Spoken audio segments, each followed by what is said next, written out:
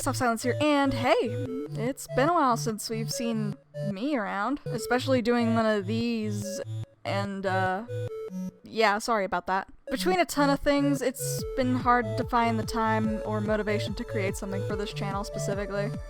School, burnout, new voice acting roles I'm taking on, learning new skills in general, assisting friends with their projects, starting an online-based entertainment studio, which you should go check out and support. And then, of course, IRL junk, as well as some relationship management.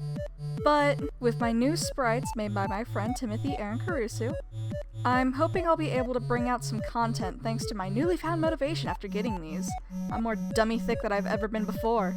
So welcome to something new inspired by my old Let's Talk series, Chatter Games, where I play a game in my own time and I tell you guys about it as well as my own thoughts on the experience. Think of it as like game reviews. I plan on doing this for games I play in my free time and don't exactly feel like recording them episodically for whatever reason.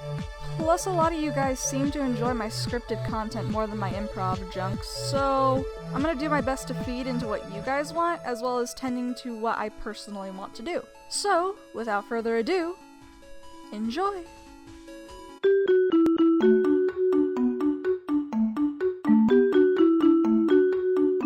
We all know Portal, right? That one 2007 game published by Valve about putting holes in the walls and the ceiling and the floors. That game that was really popular for a short time, then I got a sequel and shit hit the fan all over again, but worse because there was corn in it. Yeah, you probably figured it out by now, but that's what we're talking about. Look, I know you probably know the game, but we got a whole new generation of children who watch YouTube now, so I feel like I kind of have to explain what the game is. You play as Shell, a test subject in the Aperture Science Labs, whom of which I found out is mute out of pure fucking spite. All hail Shell, the Sass Queen. Your job is to run through a total of 19 test chambers guided by the voice of my mom, I mean Gladys. Hello, and again, welcome to the Aperture Science Computer-Aided Enrichment Center. To do the task presented to you, you must use cubes, buttons, and this thing called the Aperture Science High Energy Pellet, and, of course, most importantly, the portal gun, which works kinda like this. Easy. In the game, you're not working against the clock, so you're kind of free to solve puzzles at your own pace, which is nice and makes the game pretty relaxing. You're pretty much free of distraction the whole time, minus some of Gladys's witty little messages to you, such as, while safety is one of many Enrichment Center goals, the Aperture Science High Energy Pellet seen to the left of the chamber can and has caused permanent disabilities, such as vaporization. And, unbelievable. You subject name here must be the pride of subject hometown here. And it's pretty much like that up until the point where you meet the Turks, where your first real danger is put in place. That's, well, actually sentient. You may run into acid pits, the pellets, and accidentally getting squished before this point, but the game gives you plenty of time with these mild hazards before throwing these real ones at you. You play the whole chamber basically just for seeing how they work, measuring the range of fire, how long it takes for them to fire, and most importantly, how to defeat them without a weapon. You put them on their side. Easy. Also, I just think it's funny, due to the chamber itself being designed for military androids, at the end of the chamber, Gladys says, well done, Android. The Enrichment Center once again reminds you that Android Hell is a real place where you will be sent at the first sign of defiance. Ah, my mom brings me such joy. Wait, I mean Gladys. Where were we? Ah, yes. Eventually, you meet the companion cube. Like all boxes, it does box things. However, it's mentioned to be able to speak, be sentient, and have feelings. Also, referring to it as a companion makes you feel more connected to it, despite it only being used in one chamber.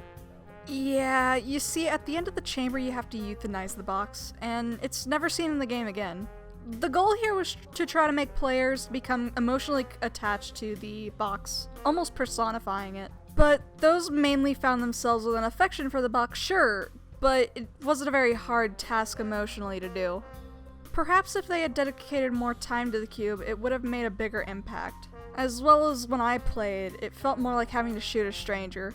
A bit shocked, but all in all, nothing gained, nothing lost. However, it does make you feel kinda shitty when Gladys tells you you're the fastest participant to euthanize their cube. This is the only reason I like the companion cube, who I have named Cubie. Rest in peace, Cubie. Sniffle. But after about an hour of going through chambers, you reach the last chamber, chamber 19. Through the game, Gladys mentions that at the end of it all, as a reward, you'll be given cake and a party. And we all know, with me and my sweet tooth, it may not be my favorite thing ever, but I still can't resist me a good piece of cake. That's not cake. Surprise! Gladys tries to kill you at the end. Yeah, through small hints throughout the game, such as the failure to count down to 1 when she mentions she'll stop enhancing the truth, to this mildly ominous line. As part of a previously mentioned required test protocol, we can no longer lie to you. When the testing is over, you will be missed. You manage to evade death and discover more on that Gladys isn't just a generic robot voice with some preset dialogue. She's fully sentient to the point that she can feel you in the halls of Aperture. At first you think you're attempting to escape until you come across her. Well, you found me. Congratulations. Was it worth it? Hi, Mom. Yeah, okay, you got me. I see Gladys as a mom figure. Even if she tries to kill me, this is my mom and I love her. We all have issues, okay? Leave me alone. Throughout the entire time you're in Aperture, you see no one around, and it seems that it's just a ghost town of a science lab. It turns out the reason for this is that Gladys became a rogue AI and killed them all via the use of neurotoxin. You enter her room and your goal becomes to shut her down by breaking her down. You do this by tossing these cores into the fiery pits of hell. I mean the, furnace thingy. Look, I'm too lazy to look up what it's actually called. Y'all are lucky I even cared enough to get the name of the pellets right. Otherwise, I don't know what I would have called them other than the orbs of death and hate. Once all 4 are in, she blows up and you're left laying on the floor, seemingly dead. That is until Portal 2 came around and Portal 1 updated so that way you were dragged away by a party escort bot instead. But we'll save Portal 2 for another day. For now though, what are my thoughts on Portal 1? Well, let's just say I've played this game fully through about 5 times by now and I only recently bought it off Steam. I love the game, it's so charming, a real classic. My only real complaint is that it's so short, but there's a ton of lore if you're willing to go around and out of your way to look for it. All in all, I have to give the game an 8 out of 10. The game is nice if you like puzzles, but some jumps are difficult to make, and in general can be very disorienting when your character mid-air has to twist to be upright again. I'd have to sit back and try not to vomit. Especially when you have to do it multiple times. And then also, sometimes it could feel like you're doing all these tests for nothing. Like when you get up and go into a room with a purpose only to forget what you went in there for. Except in reality, you didn't have a purpose and you're just a pawn in a non-existent god's game of 3D poker. But once you realize what's going on, everything clicks together and you find yourself with a strange satisfaction of not only finishing 19 tests, but also evading death not once, but multiple times. It's a very satisfying experience that, if you have $10 and like a good older video game, I suggest you go check out. It was a big staple of Valve back in the day alongside Half-Life. In fact, actually taking place in the same universe as Half-Life. And of course, it's not a true Portal video until you mention that the cake is a lie. It became a big meme for a long time, inspiring songs, animations, and just memes. A lot of memes. It even had a lesser-known ARG before the announcement of Portal 2 and leading up to it. But again, Portal 2 is a discussion for another day. For now though, if you'll excuse me, I gotta go rebuild my mom for the sequel. Like, favorite, and subscribe if you have the time. Check out the description for links and other such things. This is Soft Silence. Out. Didn't we have some fun, though? We...